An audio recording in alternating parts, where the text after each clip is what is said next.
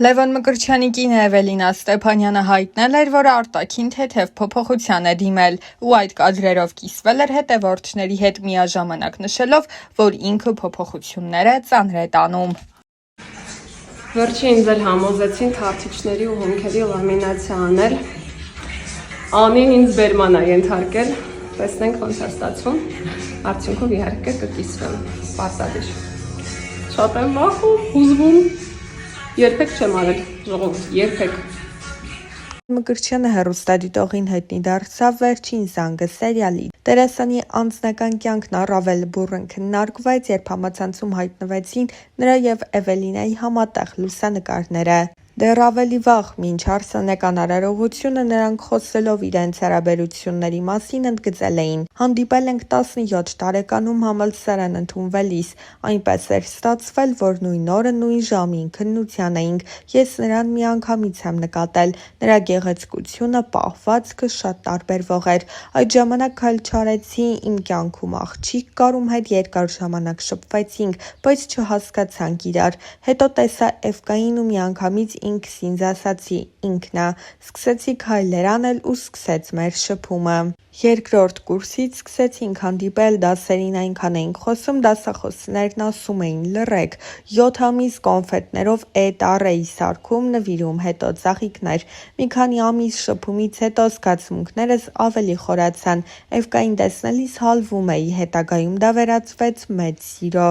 Ինձ մոտ սեր էր առաջին հայացքից, գաղտնիք չէ, որ Լևոնը շատ հմայիչ տղամարդ է, սիրտս չդիմացավ նրա հմայքին, մինչև նրան հանդիպելը ունեի ոսկե կանոն, չընտրել դերասան տղամարդու որպես կյանքի ուղեկից։ Միշտ մտածել եմ, որ դերասանները շատ էմոցիոնալ ու խոցելի են, իսկ ես իմ կողքին պատկերացրել եմ ամուր տղամարդ, բայց Լևոնը կոտրեց իմ հորինած ստանդարտները, ամբողջ համալսարանում Լևոնը միակն էր, որ գրավեց ինձ, տարվեցի նրանով, 7 տարի ընկերություն ենք արել, ամեն ինչ տրամաբանորեն ընթացել է, սկզբում ուսանողներ էինք, հետո Լևոնը գնաց բանակ, հետո կարիերա եւ հիմա եկել է այդ պահը։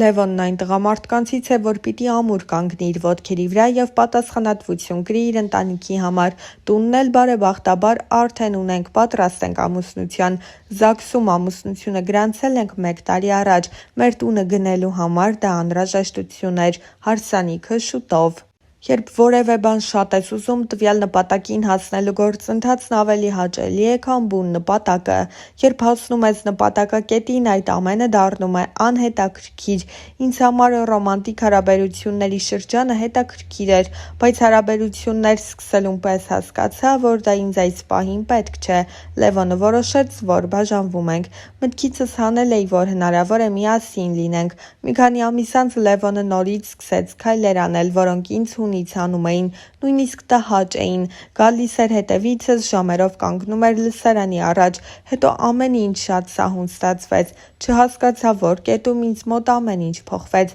ժամանակի ընթացքում հասկացա, որ միմյանց համար ենք ստեղծված։ Շատ երկար պայքարեցի Էվկայի սիրո համար, մի օր ուղղակի նայեցի աչքերին ու հայացքից, հասկացա, որ ինքը իմն է, Էվկան այդ օրը ոչինչ չի ասել, բայց ես անընդհատ նրան ասում էի, կամ իմն ես լինելու, կամ ոչ ոքինը։ Շատ բարդ փուլեր եւ խնդիրներ ենք ունեցել, որոնք ես հաղթահարել եմ ենթագիտակցորեն մտածելով, որ Լևոնն իմ մարջն է։ Աղջկա եւ տղայի կազմած ընտանիքին ոչինչ չպետք է խանգարի։ Օրինակ ես պետք է նկատեմ, որ փոշիկը ու ասեմ Էվկա, ինչու չես մաքրել, եթե մայրս ասի կոնֆլիկտ կլինի։ Սկեսուրս ռուսեն ա բացառիկ մարդ է, մենք ընկերներ ենք, թե իմ թե Լևոնի ընտանիքն ասացին դուք առանձին ապրեք, մենք բոլոր հարցերով ձեր կողքին ենք, այդ առումով շատ բախտավոր ենք, ես սիրում եմ մեծ ընտանիք, սիրով կապրեի մեծ ընտանիքում, բայց Լևոնի մաման առաջիններից էր, որ ասաց պետք է առանձին ապրենք։ Էվկային չեմ թողնում կարդա բացասական մեկնաբանությունները, ինքս չեմ կենտրոնանում դրանց վրա, եթե ես հիմա նայեմ հետ ու կենտրոնանամ դրանց վրա, առաջ չեմ գնա, դա մարդկանց սուբյեկտիվ կարծիքն է, հասկանում եմ, որ Լևոնը հմայիչ է եւ շատ աղջիկների համար իդեալ, շատերն իրենց պատկերացնում էին Լևոնի կողքին ու հանկարծ գալիս է Էվկան տարօրինակ չինացու աչքերով եւ իրենց համար արտասովոր արտաքինով աղջիկ, քանի որ ես իրենց համոզմունքներին դեմ էի, դա շարժեց իրենց զարույթը, Պնդում են, որ նրանք պետք է ինձ հետ լինեն երջանիկ, ոչ թե ես նրանց հետ դժբախտ։ Խնդրում են, որ մարդիկ վերացնեն իրենց ներսի նախանձը, որպեսզի այն չզարգանա։ Թվում է 25 տարեկան նոր ամուսնացող աղջկա համար պիտի շատ ծանր ու ցավալի լինի, երբ դիպչում են ինքնավստահությանը, բայց պետք է կարողանաս գիտակցել թերություններդ ու առավելություններդ, պետք է չվախենաս բարձրաձայնել թերություններդ, աշխատես դրանց վրա, իսկ առավելություններդ դրոշակ չդարձնես ու բոլորին ցուցադրես։ Եվ սպասում էի այս ակնթարթային հայտնիությանը և անսպասելի էր, լուսանկարներս Էվկան է ուղարկել Արմենիա հեռուստաընկերություն։ Երբ իմացա, շատ բարկացա։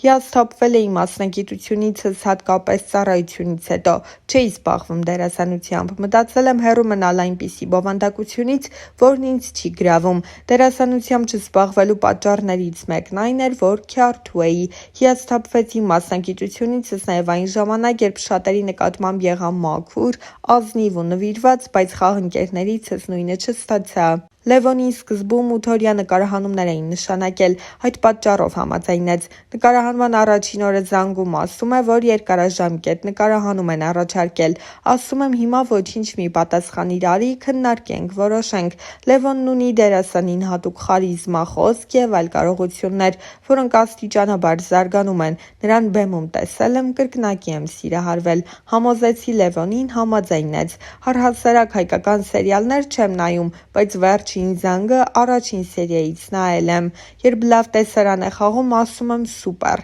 Բոլոր դրվագները քննարկում ենք, լավին ասում եմ լավ, վատին վատ։ Փոքրուց միշտ մտածել եմ, որ դերասան եմ դառնալու։ Կանգնում էի հայելու դիմաց ու Ջոնի Դեփի միմիկաներն էի կրկնօրինակում։ Միշտ մտածել եմ, որ պետք է մակարդակ ցույց տամ, իմ խաղով կրթեմ մարդկանց, թե ֆիլմը, թե թատրոնն ինձ համար կրթօջախ են, որտեղից մարդիկ ինչ-որ բան են սովորում։ Աշխատում եմ ավիաընկերությունում, գնում եմ օդանավում վաճառվող ապրանքները։ Եկամտաբեր աշխատանք է, որը ժամանակի ընթացքում սկսել եմ սիրել։ Երբ Լևոնին սպասացնում եմ, որովհետև փորձի էի, ու հիմա իր դեմքը խնդրում եմ ուշադրություն։